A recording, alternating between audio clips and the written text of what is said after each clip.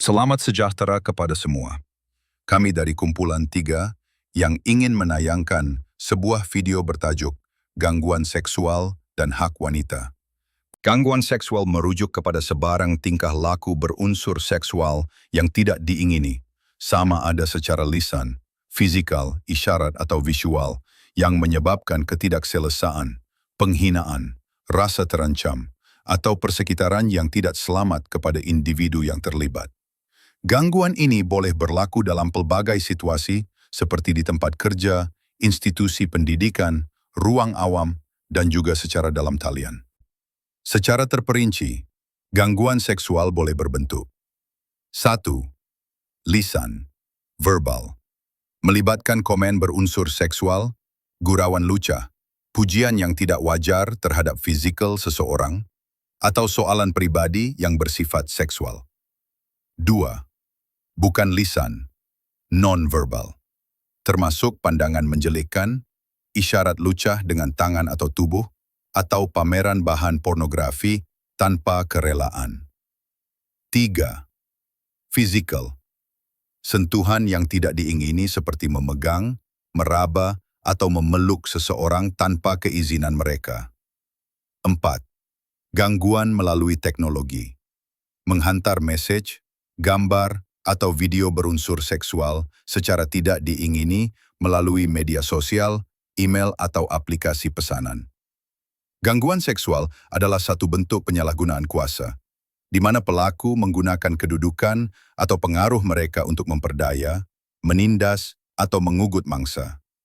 Mangsa boleh terdiri daripada mana-mana jantina, tetapi kebanyakan kes melibatkan wanita sebagai mangsa dan lelaki sebagai pelaku. Kesan daripada gangguan seksual sangat mendalam. Ia boleh membawa kepada masalah psikologi seperti kemurungan, kebimbangan, trauma, serta penurunan keyakinan diri. Di tempat kerja atau institusi pendidikan, ia boleh menyebabkan prestasi merosot, keengganan untuk hadir, dan peningkatan kadar berhenti kerja atau berhenti belajar. Terdapat 5 akta yang sedia ada untuk gangguan seksual dan hak wanita. 1.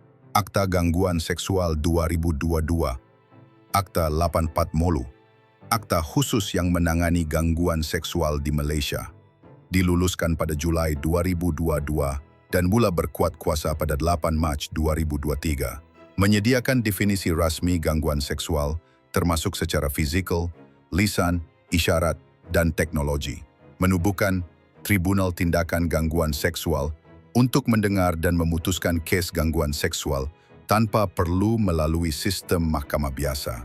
Tribunal boleh memberi perintah seperti permohonan maaf, arahan menghentikan tingkah laku, dan pampasan tertentu. 2. Kanun Keseksaan, Akta 574, mengandungi peruntukan jenayah berkaitan gangguan seksual. Seksyen 354, serangan dengan niat mencabul kehormatan, boleh dihukum penjara sehingga 10 tahun, atau denda, atau sebatan, atau mana-mana dua. Seksyen 509 mengeluarkan perkataan atau melakukan perbuatan dengan niat untuk menghina kesopanan seseorang. Seksyen 371D, perbuatan kelucahan melampau tanpa persetujuan. 3. Akta Kerja 1955, Pindaan 2022, memberi perlindungan terhadap pekerja wanita. Seksyen 81F hingga 81. Majikan wajib menyiasat aduan gangguan seksual di tempat kerja. Meliputi kewajiban majikan mewujudkan mekanisme aduan dalaman. Memberi kuasa kepada Jabatan Tenaga Kerja untuk mengambil tindakan terhadap majikan yang gagal bertindak. Seterusnya, kami ingin menerangkan kes-kes gangguan seksual. Kes 1. Ain Husniza Saiful Nizam, 2021. Seorang pelajar, Ain Husniza 17, memuat naik video di TikTok mendedahkan gurauan berunsur rogol oleh guru pendidikan jasmani. If you want to rape someone, make sure they are above 18. Video tular itu mencetuskan gerakan hashtag Make School a Safer Place. Guru tersebut menyaman Ain dan bapanya sebanyak RM1 juta atas dakwaan fitnah. Sebagai respons, Ain dan bapanya memfailkan tuntutan balas mendakwa gangguan seksual lisan yang menyebabkan tekanan emosi dan pelanggaran Akta Kesalahan Seksual terhadap kanak-kanak 2017. Mereka turut menuntut ganti rugi keuangan dan kos rawatan. Kes dikendalikan di Mahkamah Session Kelang pada 21 Mac 2022. Kes 2. Gangguan seksual di Pasar Raya Kota Damansara 2024. Seorang wanita dalam 20-an membuat laporan polis selepas diganggu secara seksual di Pasar Raya pada 6 Ogos 2024. Rakaman video kejadian tular di media sosial. Suspek merupakan bekas ahli parlimen PKR dan kini pengarah badan berkanun. PKR menyatakan pendirian neutral sambil menunggu hasil siasatan polis. Setakat 21 Ogos 2024, tiada pertuduhan rasmi atau tindakan parti diumumkan. Kes 3. Zainuddin bin Othman v. Primula Beach Resort 2005. Encik Zainuddin diberhentikan kerja selepas didakwa memeluk dan mencium seorang pekerja wanita tanpa kerelaan serta menyalahgunakan kuasa menjanjikan pekerjaan tetap. Beliau menafikan dakwaan dan mendakwa siasatan tidak adil. Namun, mahkamah mendapati siasatan sah dan dakwaan berasas. Perbuatan dianggap salah laku serius dan pemecatan disahkan sah dari segi undang-undang. Kes 4. Muhammad Rizwan bin Abdul Razak v. Asma Hajat Muhammad Nur 2016. Muhammad Rizwan menyaman rakan sekerja, Asma, atas tuduhan fitnah selepas dia didakwa melakukan gangguan seksual. Siasatan dalaman tidak menemui bukti kukuh untuk tindakan tata tertib, tetapi beliau diberi teguran rasmi. Asma membalas saman dengan tuntutan gangguan seksual.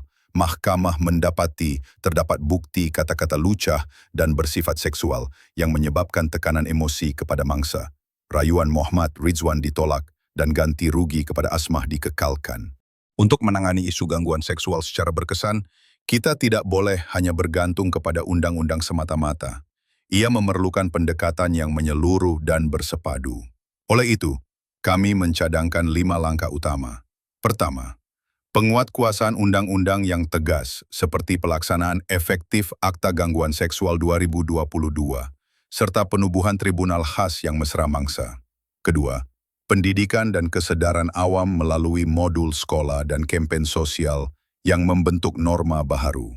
Ketiga, penyediaan saluran laporan yang selamat dan sulit untuk melindungi identiti mangsa. Keempat, penggubalan polisi serta latihan berkala di tempat kerja dan institusi pendidikan. Dan kelima, melibatkan lelaki serta komuniti sebagai rakan sekutu melalui kampanye dan peranan sosial yang positif. Kesimpulannya, gangguan seksual adalah penindasan yang halus, tetapi amat membinasakan.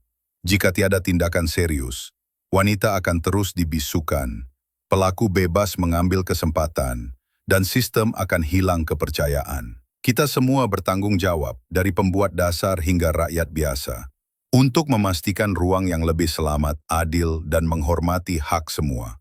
Marilah kita bukan hanya mendengar, tetapi bertindak. Bukan sekadar simpati, tetapi solusi.